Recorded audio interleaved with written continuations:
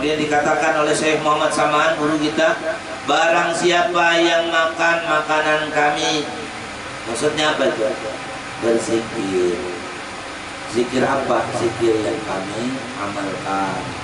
Itu sama dengan makan makanan sidin, ya. Maka masuklah ia ke dalam surga, dan barang siapa yang masuk ke dalam langgar kami, niscaya akan diampuni dosanya oleh Allah Subhanahu wa taala. Kira-kira kayak apa ketemu langgarnya saya sama? Hah? Murid saya sama, mau ketemu langgar saya sama, di mana nyari? Rumahnya aja nggak ketemu lagi, apalagi langgarnya. Ya. Maksudnya apa tuh? Majelisnya kayak apa ketemu majelisnya saya sama? Saya sama sudah dimakamkan di baki. Berarti siapa yang hadir di langgarnya, di majelisnya muridnya Syekh Saman, itu sama halnya akan diampuni dosanya oleh Allah Subhanahu wa taala. Dan ucapan ini bukan ngarang, memang selaras dengan hadisnya. Begitu Rasulullah sallallahu alaihi wasallam, siapa yang berada di majelis zikir, di majelis ilmu, maka para malaikat akan mendoakannya, Allahumma ighfir lahu, Allahumma ighfir lahu. Malaikat mendoakan sampai orang itu kembali ke rumahnya. Kan gitu.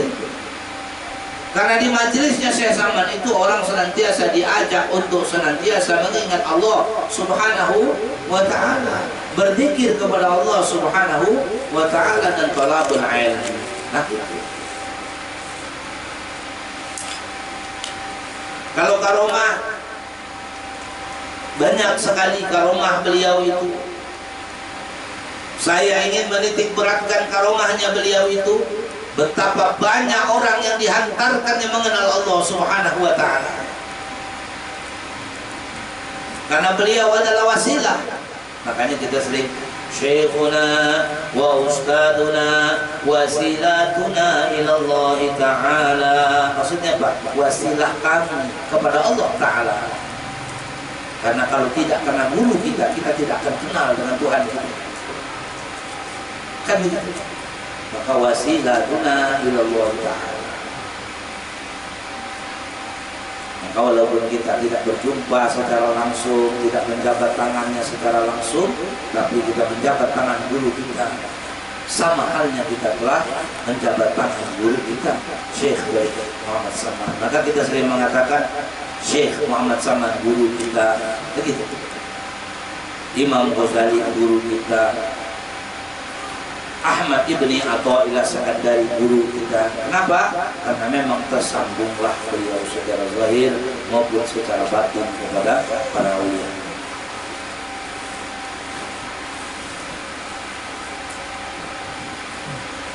Ada seorang ulama dari Palembang,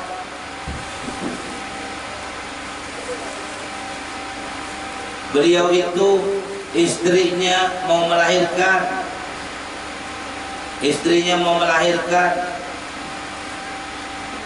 atau maksudnya beliau punya hutang, ya. Namanya siapa? Syekh Muhammad Aqib yang saya ceritakan tadi, Datuk Muhammad Aqib Yabus Muhammad Aqib bin Hasanuddin bin Muhammad Ja'far. Itu Sidin pernah punya hutang. Hutangnya 1060 ringgit banyaknya. Hutang Sidin itu 1060 ringgit. Satu ringgit itu ada kurang lebih 2 juta lebih. Satu ringgit kali 1000. Jadi berapa duit hutang? Banyak betul kali.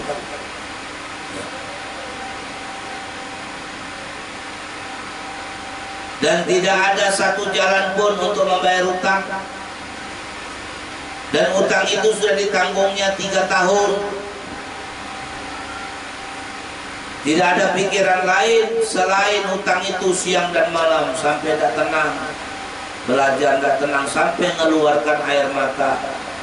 Hingga pada suatu hari kata beliau, aku berkata kepada diriku, jikalau Tuan Syekh Muhammad Saman guruku benar-benar wali Allah, niscaya Allah akan melepaskan hutangku ini berkatnya. Beliau mengatakan.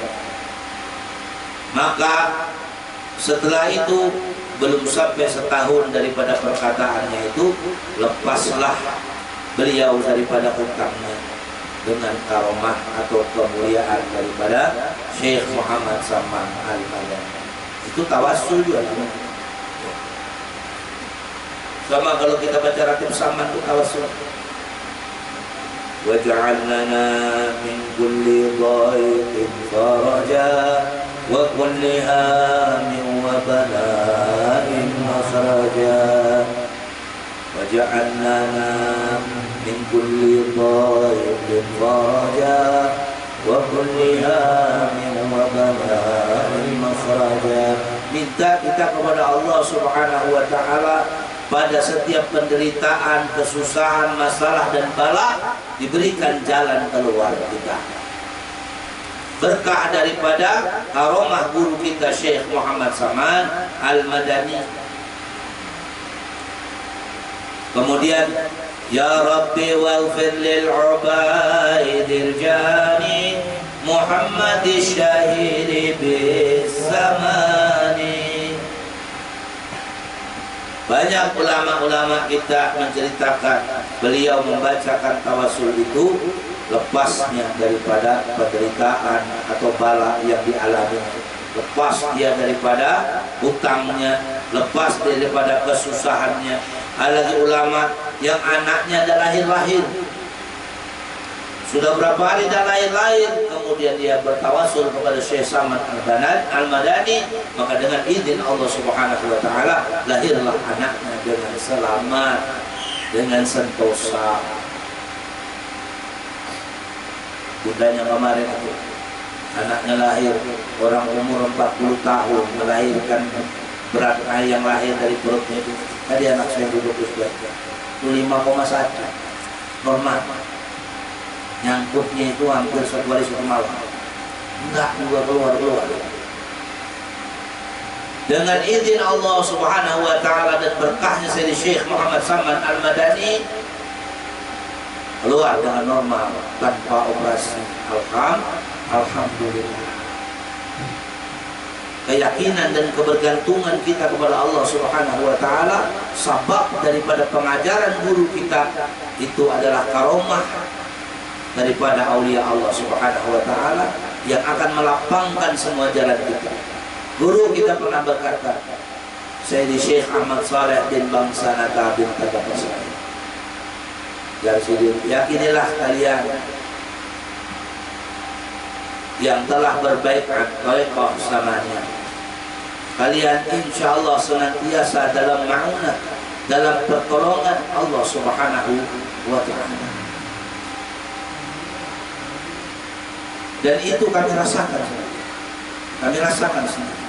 Dan banyak lagi yang lain, orang-orang yang merasakan betapa Allah Subhanahu wa ta'ala memberikan jalan keluar dan kemudahan berkah daripada guru kita Sayyidi Syekh Muhammad Saman Al-Madani rahimahullah ta'ala. Tadi beliau lahir tahun berapa? 1132.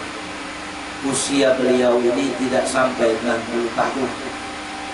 Usia Syekh Saman hidup di dunia tidak sampai 60 tahun. Umur hijriyahnya hanya 57 tahun. Pada beliau lahir 1132, beliau meninggal 1189 Hijrah. Dan beliau dimakamkan di Baqi'il Gharqad, di makam Baqi' di sisi Masjid Nabawi. Dimakamkan di dekat pekuburan istri-istri baginda Rasulullah sallallahu alaihi wa alihi wa sahbihi wasallam. Jadi kalau kita ziarah ke Baqi, ada makam istri-istrinya Rasulullah yang di muka sekali. Di sekitar situlah makam Syekh Muhammad Saman Al-Madani. Karena di hadapan makam istrinya itu ada makam Sayyidina Utsman bin Affan dan Sayyidina Ali bin Abi Thalib karramallahu wajhah. Di sisi sebelah kanannya ada makam Sayyidatuna Fatimah Zahra. Jadi di sekitar ahlu baitnya Rasulullah SAW makamnya guru kita Syekh Muhammad Saman Al-Madani. Dan waktu kami berangkat ke Baqi kemarin, alhamdulillah dengan izin Allah, waktu itu siang hari bersama kami ada jamaah yang sudah 5 kali berangkat ke sana. 5 kali dia tidak pernah bisa masuk ke dalam Baqi'il Gharqad, ke makam Baqi, karena makam Baqi itu ditutup terus pagarnya, tidak bisa masuk ke dalam Baqi'. Tapi alhamdulillah pada saat kami ziarah yang pertama ke sana, makam Baqi itu dibuka lebar-lebar, kami bisa masuk dan bisa berziarah.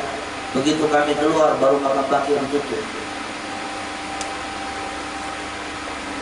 Terasa betul oleh saya bahwa itu memang kita dibukakan oleh Allah Subhanahu wa taala karena kita ingin berziarah ke makam guru kita. Bukan berarti tidak mau ziarah ke makam istri-istrinya Nabi, bukan. Karena sampainya ke sana itu adalah melalui guru kita. Maka Allah izinkan, alhamdulillah kami bisa berziarah ke sana, dan sebelum pulang kami sempat juga berziarah kepada makamnya beliau. Hadirin dimuliakan Allah, saudara-saudaraku jamaah sekalian, maka alangkah ruginya kita yang telah ditetapkan Allah, yang telah ditakdirkan Allah untuk berada di dalam jalan Tuan Syekh Muhammad Saman, kita tidak mau mengamalkan amalan Tuan Syekh Muhammad Saman. Alangkah ruginya kita yang sudah diajarkan oleh Tuan Syekh Muhammad Saman bagaimana zikirnya Tuan Syekh Muhammad Saman, kalau kita tidak mau mengamalkan zikirnya Tuan Syekh Muhammad Saman. Karena kalau kita mengakui Tuan Syekh Muhammad Saman itu adalah walinya Allah, kita yakini bahwa Tuan Syekh Muhammad Saman itu sampainya kepada Allah, dan kita yakini bahwa jalan yang kita lalui ini membuat kita sampai kepada Allah Subhanahu wa taala, maka marilah senantiasa kita mengamalkan amalan-amalan yang diajarkan oleh guru kita. Dikatakan oleh kitab Sayrus Salikin ila ibadati Rabbil Alamin, Syekh Abdul Somad Al-Palimbani mengutip bagaimana zikir kalau ratib saman itu. Bagaimana berzikir waktu ratib saman. Maka kalau ratib saman nanti jangan pula heran melihat orang berzikir seperti ini, ya, bergerak-gerak seperti orang mutar. Itu bukan ngarang-ngarang. Karena Syekh Saman mengajarkan waktu la itu dari lutut sebelah kanan. La, panjang harokatnya itu bukan seperti harokat kita baca Quran yang paling tinggi 5 harokat. Ini harokatnya sampai 10 harokat atau lebih daripada itu. Karena bukan cuma manjangin saja, la, bukan manjangin saja, tapi itu ada yang ditanam di dalam diri, ada yang diisi di dalam pemahaman kita, ada yang kita hayati di dalam mengucapkan zikir itu. Maksudnya apa? La ma'bud illallah, la maqsud illallah, la mawjud illallah. Tidak ada yang ku ibadahi selain Allah, tidak ada yang ku maksud selain Allah, tidak ada yang nyata, yang ada selain Allah Ta'ala. Begitulah, mari ilaha. Ilah maknanya yang dituhankan, bukan Tuhan, ilah yang dituhankan, yang kau sangka Tuhan, yang kau tuju. Tidak ada itu semua. Makanya ada ulama yang mengatakan ilaha itu artinya dunia. Makanya dunia itu saya sama mengajarkan di pundak sebelah kanan. Ha. Biasanya dunia itu selalu dibanggakan, ada di pundak ya, kepangkatannya. Kalau orang punya dunia kan pangkatnya tinggi. Orang yang duitnya banyak dihormati, biar bongol. Orang duitnya banyak biar jahat, dihormati orang. Kenapa? Pikulnya dunia. Itu orang kaya. Kalau orang itu berduit itu, kata Tukul, kata orang, kalau orang berduit itu bercahaya mukanya. Orang yang melihat orang berduit itu bercahaya. Biar kada dikasih duit, kalau orang berduit nyuruhnya, seperti ke bau cucuk hidung. Tapi coba kalau orang susah, bener gitu kan dipercayai. Sampai ada kisah, ini anekdot di Palembang, kisah di Palembang, judulnya tikus makan besi. Bu, ada enggak tikus makan besi? Ada bu, asal orang kaya yang ngomong, percaya orang, tikus makan besi. Jadi ceritanya di Palembang itu ada satu kampung itu di lereng gunung. Gunungnya gunung aktif, tapi tidak ada yang tahu. Ada orang yang paling miskin di situ, namanya Abdullah. Miskin Abdullah. Suatu hari Abdullah ini karena dia orang soleh dapat ru'yah. Wahai Abdullah, ada suara yang mengatakan, wahai Abdullah, tidak lama lagi gunungnya akan meletus. Beritahu kepada orang kampung, pergilah dari situ, tinggalkan kampung itu. Ngomonglah dia waktu kumpul masyarakat, bapak-bapak, ibu-ibu tadi malam saya dapat mimpi. Apa itu? Dul, saya mimpi gunungnya mau meletus, kita bisa meninggalkan kampung. Betul? Ya itu tadi, gunungnya mau meletus, tinggalkan kampung. Alah dul, tidur mimpi itu cuma bunga tidur dul. Tapi saya betul, iya, nggak usah kamu pikirkan begitu. Betul itu pergi, Abdullah itu pergi, dia ngomongin sama orang, Abdullah ini miskin, dia mau tinggalkan kampungnya biar dia bisa tinggal di sini sendirian. Itu gambaran orang miskin dulu. Dia itu kan ngomong begitu ada maksud, ada tujuan gitu. Biar kita ini pergi, dia memang matok tanah di sini. Akhirnya apa? Karena Abdullah yakin dia pergi tinggalkan, hanya satu-satunya yang meninggalkan kampung itu namanya Abdullah. Begitu dia pergi, tidak lama sebelum subuh betul-betul meledak gunung itu dan mati sekampung itu selain Abdullah. Abdullah hidup dengan keluarganya. Baru kemudian setelah itu berangsur-angsur lama Allah rubah takdirnya Abdullah ini sehingga Abdullah ini menjadi orang yang kaya. Dia punya rumah besar. Ya. Memang orang kampung itu sudah tidak ada, orang kampung-kampung sebelah masih ada. Dan Abdullah terkenal miskin memang. Orang kiri, terkenal miskin. Tapi akhirnya jadi kaya Abdullah. Di tempatnya yang baru dia jadi orang yang paling kaya. Rumahnya besar. Terus dia bilang sama istrinya, kamu percaya nggak tikus makan besi? Macam-macam ada. Bisa benar ini omongannya. Maksudnya kan nanti kita lihat orang kampungnya akan membenarkan tikus makan besi. Diundangnya makan-makan. Wah, makan semua. Mau semua makanan yang enak ada di situ. Yang tidak pernah dimakan sama orang itu. Udah makan. Nggak dikasih apa-apa, cuma dikasih yang bakal jadi kotoran itu. Itu makan, ngomong buah. Bapak-bapak, ibu-ibu. Wah, itu baru orang kaya. Bapak-bapak, ibu-ibu sekalian. Saya ini sedang risau. Risau apa, Pak? Saya beberapa hari ini risau hati saya. Karena rancang besi tempat saya tidur itu digerogoti tikus. Kurang ajar tikus itu, Pak. Tapi saya cari tidak dapat. Kita ronda, Pak, malam ini. Kita tunggu tikus itu. Benar kan? Saudara-saudara mau bantu saya? Saya bantu, Pak. Nanti saya umumkan seluruh orang kampung. Gimana Bapak-bapak? Setuju? Setuju kita ronda? Setuju. Langsung bernyanyi semuanya setuju. Ayo kita begadang malam ini. Nunggu tikus dengan yang rancang besinya Pak Abdullah. Begadang orang malam. Abdullah tidurnya nyak bilang sama istrinya. Benar kan? Tikus makan besi ada. Istrinya ketawa. Begitu besok orang tidak setiduran, subuh Abdullah bangun, orang matanya ngantuk-ngantuk. Gimana bapak-bapak? Kita mau tikus 4 bulan, kami tunggu sampai kami nggak pernah mencamkan mata. Kami jagain betul tikus. Nggak ada. Itu berarti tikus gaib. Kata yang satu, benar di tempat saya itu ada juga itu tikus gaib. Kata itu memang gaib begitu. Omongan dusta dikarang jadi benar dan orang meyakini ada tikus gaib. Yang tadi Abdullah dapat ru'yah yang sebenarnya hak adanya, bahwa benar-benar ada gunung meletus, nggak percaya gara-gara Abdullah kismi.